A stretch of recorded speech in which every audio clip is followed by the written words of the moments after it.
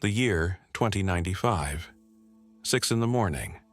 400 meters above the street, the city is already at work. A cargo lane hums with freight drones stacked in 3 layers, each one exactly 11 seconds behind the next. Below them, medical couriers cut through a priority corridor, carrying blood and printed organs between hospitals. And below those, the first commuter pods of the morning rise from their towers like bubbles in water. Nobody down on the sidewalk looks up. Why would they? You don't look up at your ceiling fan. This is just what the sky is now. A century ago, the sky above a city was empty space. Today, it's the busiest infrastructure the city owns. Here's the strange part. The ground floor of this world already exists. In 2026, delivery drones complete millions of commercial flights a year. Air taxi companies hold safety certifications and fly passengers over traffic in a handful of cities. The pieces are real. What hasn't happened yet is the moment they stop being novelties and start being plumbing. So, how does an empty sky become a transport system? Not with pilots, with layers. By the 2090s, urban airspace is sliced like a cake. The lowest band, up to about 100 meters, belongs to small logistics. Parcels, food, tools, spare parts, flowing between rooftop hubs made of fiber-reinforced composite. Above that sits the medical and emergency layer, always kept half empty, so that when someone's heart stops across town, a response drone is there in 90 seconds with defibrillation running before any human arrives. And above that, the passenger layer, where autonomous pods travel in streams, spaced by algorithms that treat the whole sky as one single machine.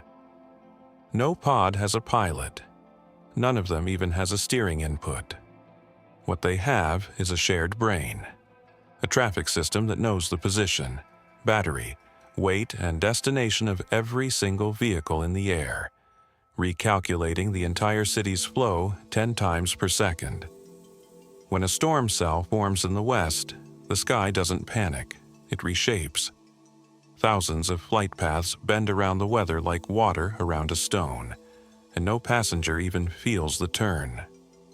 Watch a rooftop hub for 1 minute and you understand the whole system.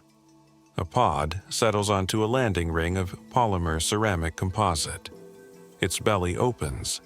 A robotic arm swaps its depleted battery for a charged one in 8 seconds. No charging wait, ever. Cargo shifts from the pod into a sorting carousel that reads each container and drops it into a chute toward the correct floor. 40 seconds after touching down, the pod is airborne again. The hub does this 400 times a day, and no human being works there. Now, what did this do to the ground?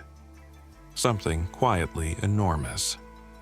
Streets stopped being pipes for traffic. When freight moved into the air, the trucks went away. When commuting went vertical for medium distances, entire lanes became walkways, markets, playgrounds paved in recycled composite. The city didn't just get a new transport layer, it got its ground floor back, the single largest piece of public space any city ever reclaimed. And the sound? That was the fight nobody expected. Early drones were mosquitoes, whining, maddening. The cities that won the sky were the ones that regulated noise the way we regulate pollution. Hard limits, measured per district, enforced by microphone arrays on every block. By the 2080s, rotor design and altitude rules had pushed the hum below the sound of wind in building canyons. The sky is busy, but it whispers. There's a catch, and it's worth being honest about it. A sky that tracks every vehicle is a sky that watches everything under it.